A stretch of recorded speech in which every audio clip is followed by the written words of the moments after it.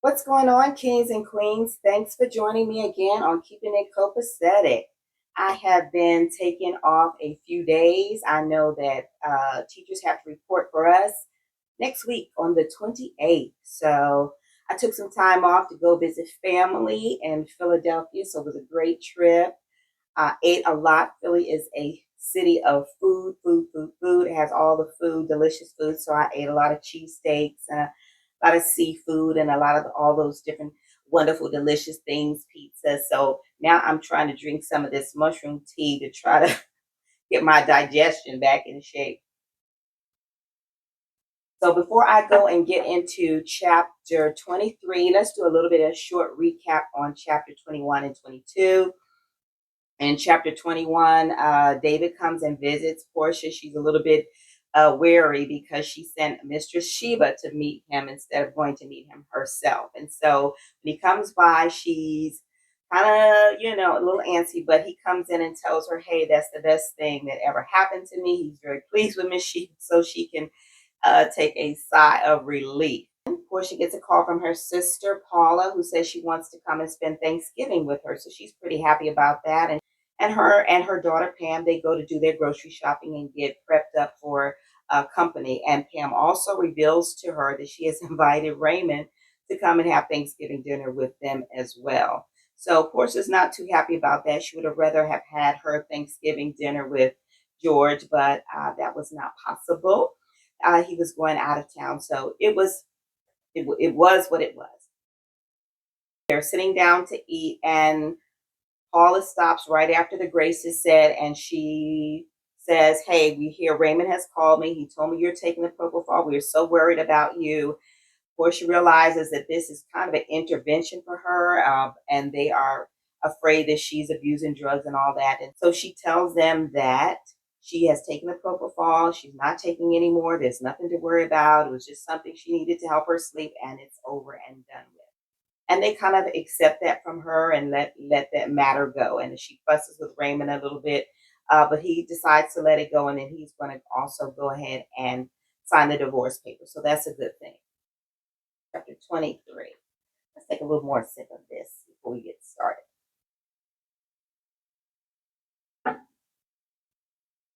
It had been 24 hours since Paula and Charles had gone to the airport to catch their flight home. Kim had packed a bag and gone to spend some time with her dad before she went back on campus.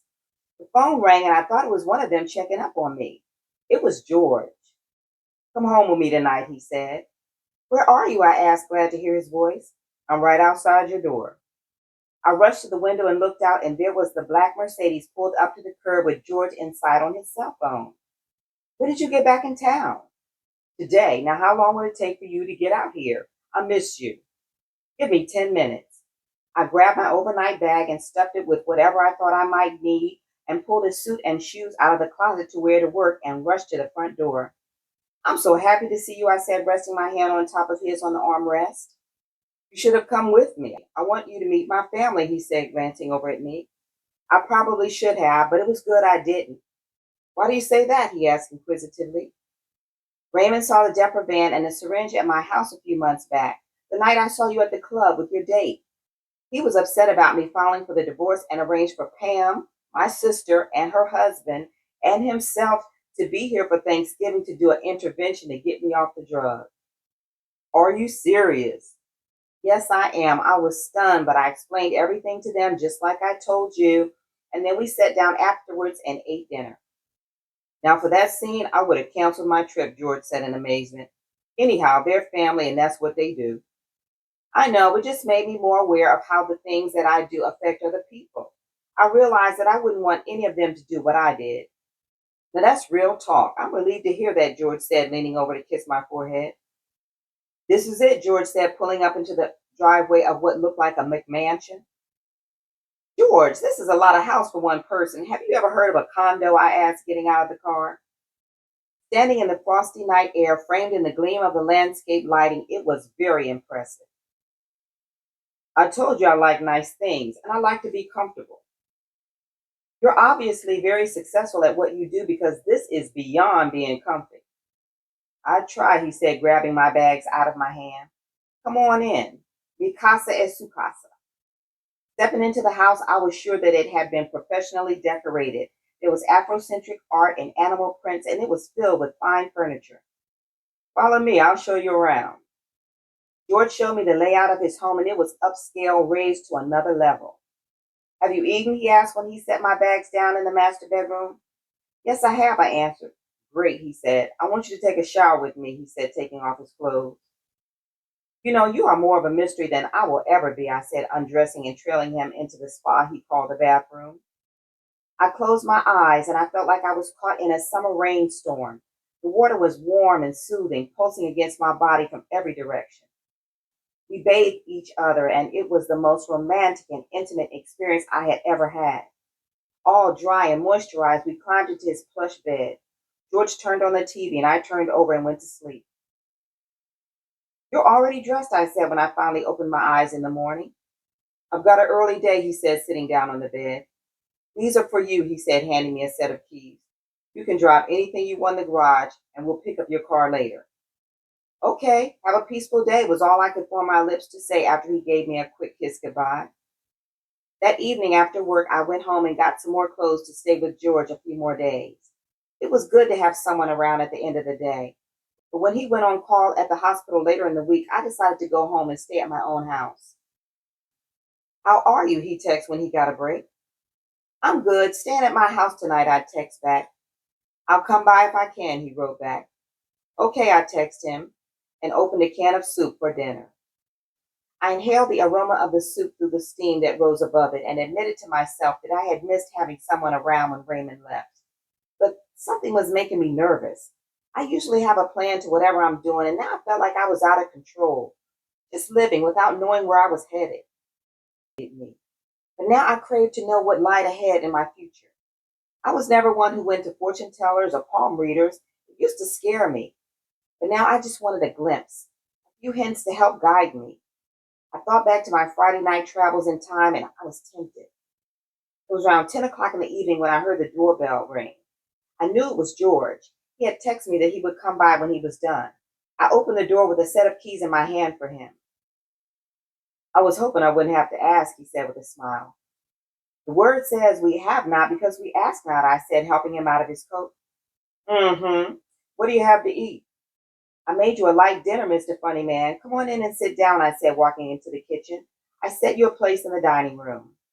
I had sauteed some large scallops in butter, steamed some rice, and made some cream spinach for a light evening meal. There's a bottle of Albarino for you on the table. Now, this is what I'm talking about, he said, sitting down. I sat down in the chair beside him. I know you got something on your mind, he said. Why do you say that? I asked, smiling. Everything on this table says that, he said, looking me in the eye. I just want to spoil you, I said, meeting his look. Although I would like to mention my daughter Pam is coming home for the Christmas break, and I want you to meet her. I'd love to. That's not a problem. I'm thinking it would be better for me to be at home. I'm not sure if I'm ready for her to see you sleeping over. It's been a lot of changes for all of us lately. So we finally got to the point, he said. There's no point, George. I just want you to meet her before she sees you coming out of my bedroom. That's cool. I can live with that, but the rules don't apply at my house, he said, flashing his sexy smile. Pam came home when the semester ended 2 weeks before Christmas. Hey, Mama, she yelled as soon as she walked in. Guess what? What? I asked, waiting for her to walk into the den. I got the lead part in the play. It's fantastic. A star is about to be born. Exactly, she said, dropping down on me and giving me a hug. I've got some news for you, too, I said. Oh, no, whenever you have news, it's always over the top. That's not true, and I'm tired of being the messenger that everybody wants to shoot. All right, what is it? She said, stiffening her shoulders and closing her eyes. You are so wrong, I said, holding back a laugh. It's just that I've gotten closer to a man I met earlier this year, and I want you to meet him. Is that it? Yes, that's it. Good, now I can exhale, Mama. I'm all grown up, and I want you to be happy whether it's with Daddy or not. Life goes on. Well, that's a load off my mind, I said, relaxing and letting my own breath go. Mama, you need to stop stressing so much, she said, walking into the kitchen. Truer words had never been spoken, but it was easier said than done. I thought it would be a good idea for Pam and George to meet on neutral territory. Pam loves Chinese food, so I made reservations at P.F. Chang's.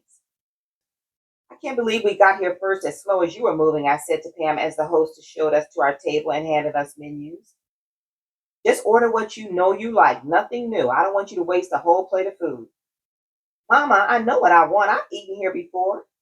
Well, excuse me, my lips are sealed, I said, turning to my own menu. May I inquire as to how long? She asked, being facetious. Don't hold your breath, I said.